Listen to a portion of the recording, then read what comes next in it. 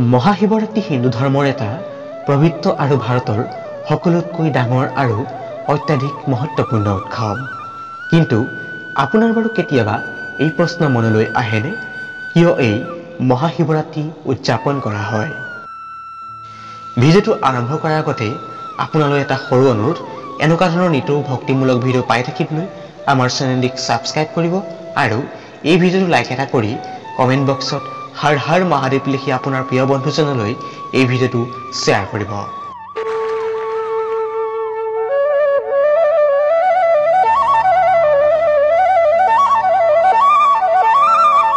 প্ৰিয় দৰ্শকসকল, কথিত আছে যে এই দিনটোতেই শিৱ আৰু শক্তিৰ মিলন ঘটিছিল।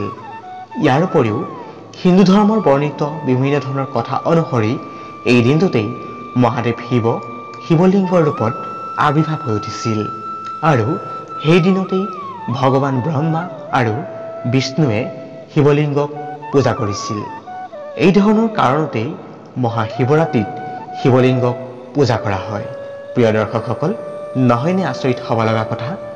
ইয়াৰ উপৰিও এইটো কথাও শুনিবলৈ পোৱা যায় যে মহাশিৱৰাত্ৰিৰ দিনাই ব্ৰহ্মাই মহাদেৱৰ ৰুদ্ৰৰূপটো প্ৰকট কৰিছিল। ঠিক একেদৰে ইয়াৰ উপৰিও বিভিন্ন ধৰণৰ কাহিনী অনুসৰি শিৱৰাত্ৰিৰ দিনাই মহাদেৱৰ আৰু মা পাৰ্বতীৰ বিবাহ হৈছিল। প্ৰিয় দৰ্শকসকল, নিশ্চয় আপোনালোকে শুনি যদি ভাল পাইছে, সুন্দৰ সুন্দৰ ভিডিঅ' পাই থাকিবলৈ আমাৰ ভিডিঅ'টো লাইক আৰু চেনেলটিক ছাবস্ক্ৰাইব কৰিব, যাতে নিতৌ ভক্তিমূলক ভিডিঅ' আপুনি শুনি থাকিব পাৰে। এইসমূহ কাহিনীৰ উপৰিও আৰু এটা কাহিনী প্ৰচলিত হৈ আহিছে যে যি সময়ত অসুৰ আৰু দেৱতাৰ মাজত অমৃতৰ বাবে সমুদ্ৰ মন্থন হৈছিল, সেই সময়ত ওলোৱা বিষ প্ৰাণ কৰি জীৱকুল তথা পৃথিৱীৰ লগতে দেৱকুলক ৰক্ষা কৰিছিল। এই স্মৰণত সেইবাবেই মহাশিৱৰাত্ৰি উদযাপন কৰা হয়। এই বিভিন্ন ধৰণৰ কাহিনীৰ উপৰিও আৰু এটা কাহিনী শুনিবলৈ পোৱা যায় যে নিৰাকাৰ ভগৱান সদাশিৱ মধ্যৰাতি শিৱলিংগৰ ৰূপত আবিৰ্ভাৱ হৈছিল।